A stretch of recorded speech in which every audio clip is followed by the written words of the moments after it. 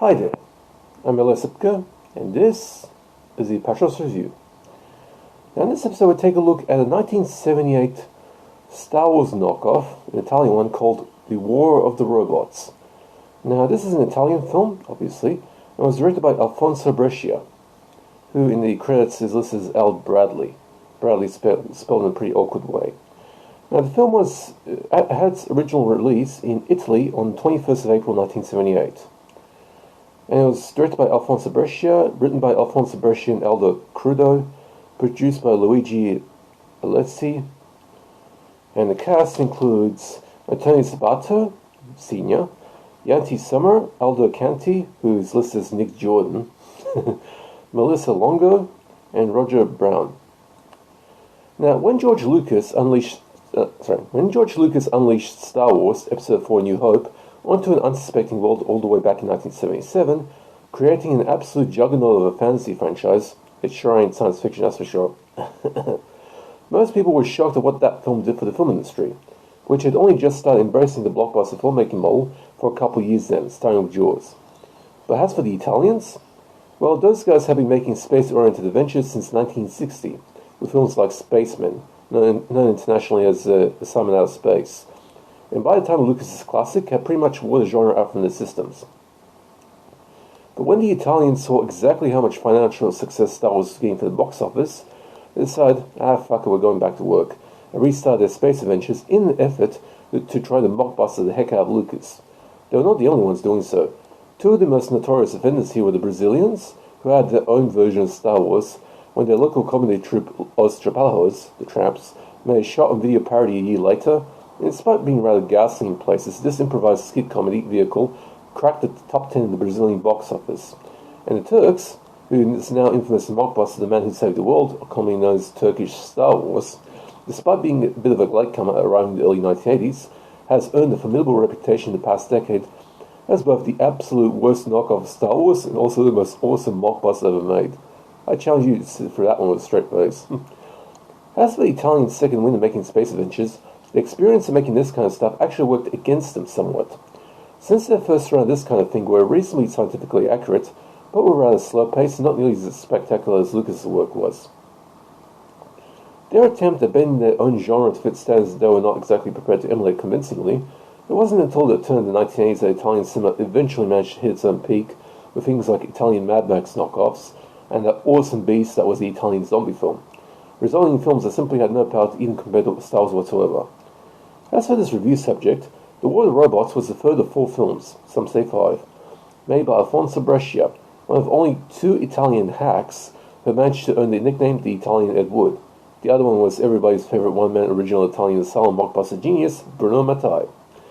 Brescia's 4, or 5, space adventures were all considerably out of their depth in trying to compare to the depiction of the galactic civil war in a galaxy far, far away, despite being more true to actual scientific principles and set an Earth-style future. But for the hardcore bad movie masochist, these might find a worthy place in their collection. But still, these Brescia films are, for the most part, very, very bad. The War of the Robots is perhaps the absolute worst of the Brescia Star Wars alikes. While I contend its first effort, Year Zero War in Space, known internationally as Cosmos War of the Planets, was not entirely terrible, having a slight twist to it that elevated above my lowest grade, that's a review subject for another time to come, from a year before, this particular one is just too damn long for its own good. It also feels like the story writers didn't know how to logically advance the story without throwing in an awkwardly staged fight or an out-of-nowhere double cross with a certain member of the main cast. That and the infamously too long and too boring climactic space battle closes the film results in The War of the Robots residing at the bottom of the Apatros collection's grain barrel. As for the plot, here it is.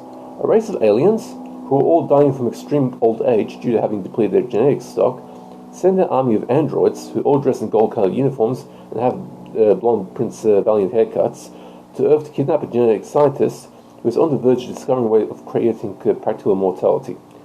You know, maybe the aliens should have waited a little bit until he actually finishes work, perhaps. And they also take his top female assistant Lois with them. Unfortunately, the professor left his personal nuclear reactor operating without a specific safety override code, and the reactor will go critical in just over a week's time. By the way, this film was also known as Reactor in some places.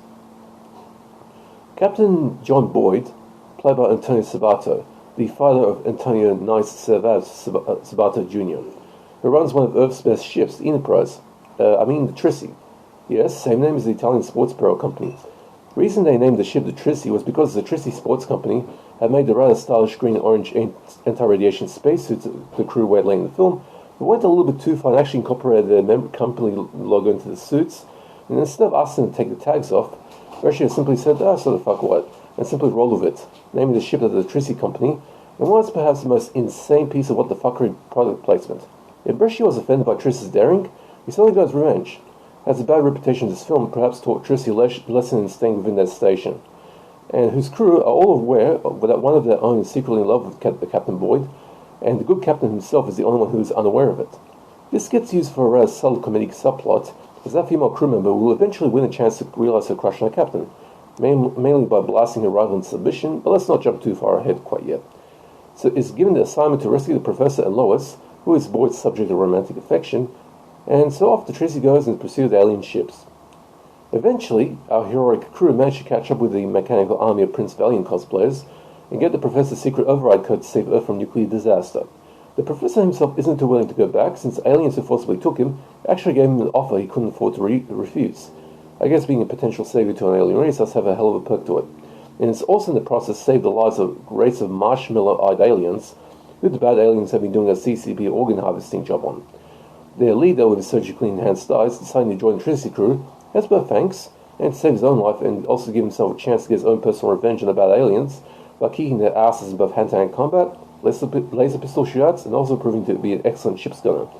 And get this, that alien crew member also picks up a secret love affair while the captain is still oblivious to it. That's what I call funny. All the while, Lois secretly plays both the kidnappers and the rescuers against each other in pure narcissistic mind games. Eventually, Lois and the female crew member face off at the end of that long space battle with the captain as a prize.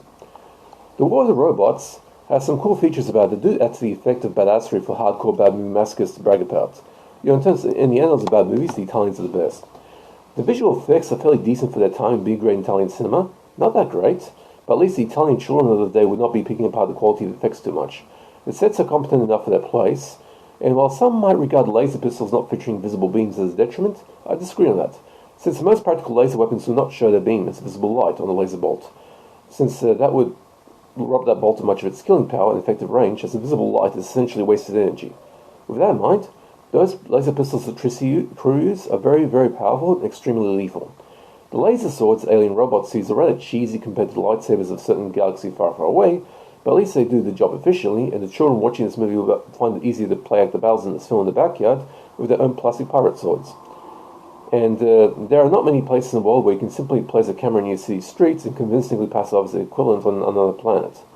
And yes, the spacesuits Trissi Company made for the production look damn good, especially on the ladies. Yet, the War of the Robots has a very dodgy quality to it that effectively cancels out all of those positives. It's too slow and talky for today's youngsters. Those with TikTok attention spans be out like a light once they get past the 10-minute mark in this film. The visual effects, while preferable over today's high-grade CGI garbage at the very least, it looked far more realistic, still has been outclassed by the effects of the movie is ripping off by at least a single year. And there are enough, can somebody explain to me what the freaking heck is going on in moments to make a simple drinking game turn deadly with a serious threat of booze overdose?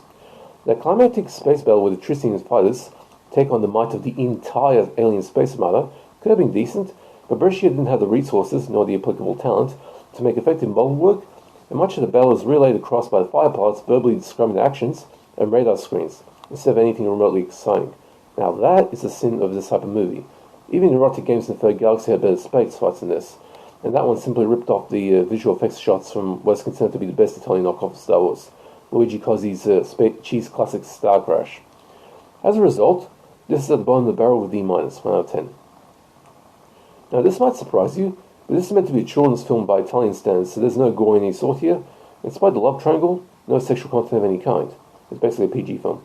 Although the commander's right-hand woman back at the base is the only officer who's not wearing a black skivvy under a blue uniform, meaning you can see, depending on the quality of your review print, some reasonable cleavage. So I give War of the Robots a D-, 1 out of 10. It's atrocious. But if you're a bad movie masochist, this is definitely one of those ones to look out for. Okay, and to be honest, if you want to find this film, it is available on multiple. It's a public domain movie, and Brescia's films do tend to pop up on just about every sci-fi box you can find. My copy was from the Sci-Fi Invasion box set from Mill Creek. Now, by the way, as for that other film I mentioned, Year Zero One Space, that one you can actually find on Mill Creek Sci-Fi Classics box set. I actually have the Australian version of that. Anyway. Okay, hope you guys enjoyed that. If you have any questions, comments, or associated trivia, just drop them in the comment section. I'll be happy to answer. Hope you guys are staying safe, take it easy, and see ya.